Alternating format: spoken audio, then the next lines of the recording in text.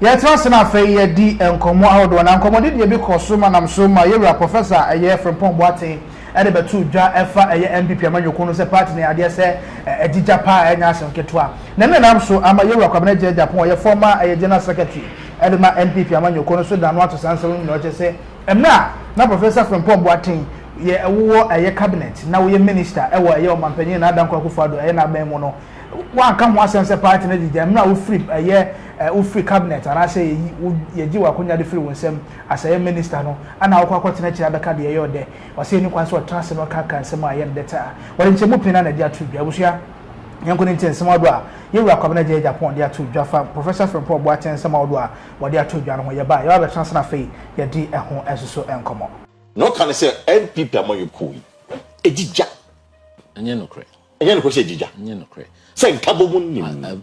Of course, they are difficult. As ultra Adom for 8 years. Now you see, sometimes you're not paying for you because I find it disconcerting and displeasing because who they were a cabinet minister for 4 years. True. At the time, I know you're a cabinet minister for 4 years. Nobody might describe the government and our party in the way he has described it today. You were a part of it. I was not in cabinet. For me, you can't do that if you are a patriot of your political party. But say if he's a patriot, that's a no man also. And you point out never nkoye. But point what show. Not now. When you were in government, you were a minister. You had cabinet. You had. When did he ever come out when he was a cabinet minister to say we anyway nkoye? What would you position there? You kept quiet. That shows a lack of principle. That shows a lack of principle. Madam Funo, I have personal relations with him. Wow. So I don't want to go far. But all of us should know that the elephant, the party, is bigger than any individual.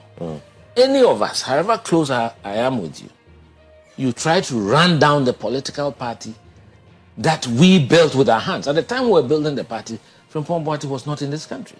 So he can't talk about the NPP and say this is the... When did he really get into the NPP? When? I see. Was he there in 92? Was he there in 96? Was he there in 2000? Was he there during Kofi's time? But see, Paul Ambante much in the camp for. It is probably the later. Maybe contribution towards the party. I don't even want to waste time on that.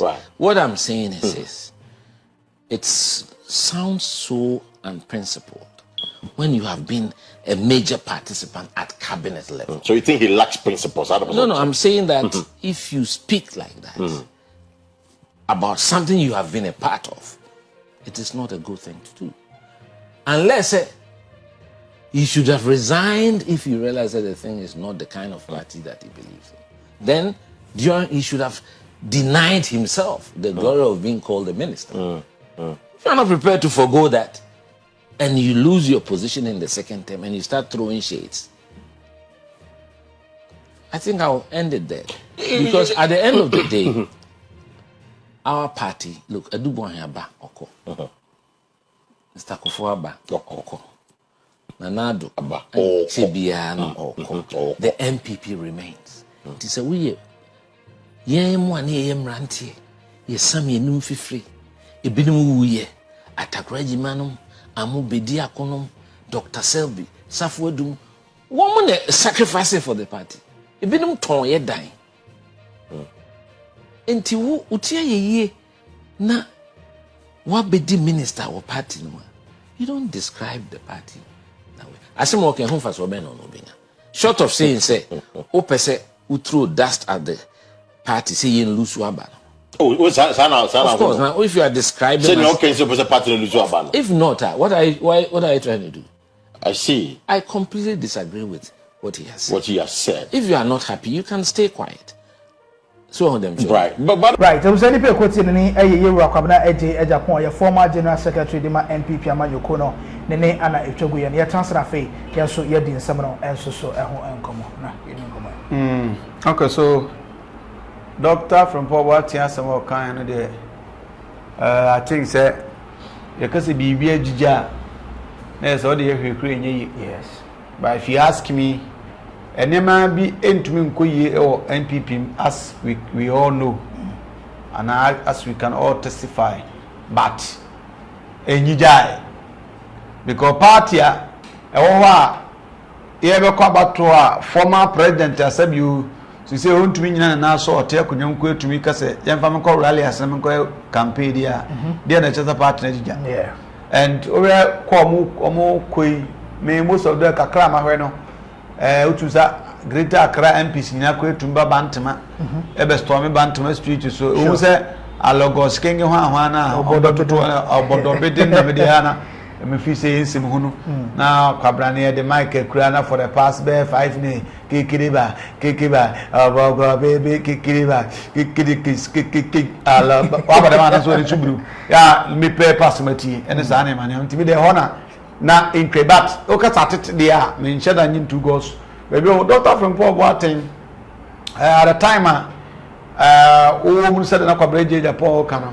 se bibi ansi e man kobasi e be ho wasanka o meka we nyina ntimi de me sa obi free party man nsema ya no obeka ndi anya me nwa because sa even awade akura wo mu a onye mu nsem nya na oka onye free mu wi a ebi mu decide so mbakasa obi so oka na no tum so what I say but one oka one tum is better for you one kwano to so na so one some abeka na sisi so ene etumi ema ade na edimu na mo ko ba se bia se wo kan no based on some pain bi yi ade bi na wo mu na ade ka de a ene na eba kwakwa e bo achi bi because Dr. Frimpong Boat say under his watch and excavators na ira na boa na excavators na ira no ni book no twe no say no ka fa excavators na ira no nti no obi sam say o ka che me say agija o so ye pani a e party nim because ko formula so nyana na wo som ya bi sabre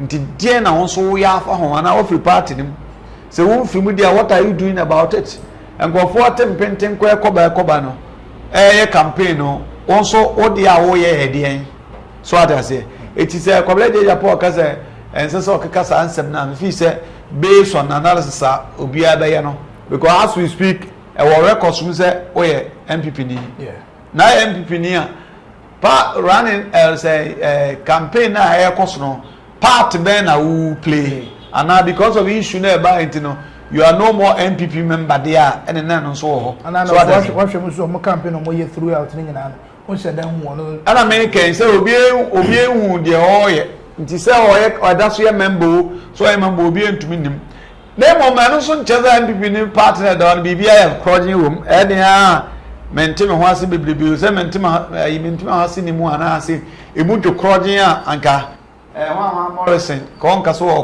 content create any other people be almost content create so I say it means that there is something somewhere but enijai you can be ya dey bia odi ehwie na party okọ be bia kwere unya all the big people eba stage so dey na chese dija so what I say it Dr. Frimpong Boat dey on nim the real meaning of person kire e bia the person kan kasanya na bia yen ti aye kan jija pa de ye ka bibia ija ene ade hwe enyi so what I say even NDC kura na no so another strong political party no rally o kwei ampani for do se na hu o mase so ko ka se jija ho de bia do bia ampani da mama na yede nkomo nyina hye no ko a ogina ho bo na ade but mo big people to be ko ache nom ayi de okoka ase jina na opoku nyina yi na bibia to me see ato ahoy ni na kwa me na ahoy no all these guys are there but I want to talk stage so eti utufu dia no utufu no in a way say be ya ne wasama ho kai re e bi si so an sa dia na kwa ebo achibidi right tell us for adventure go comment section I say efa emaye yakrama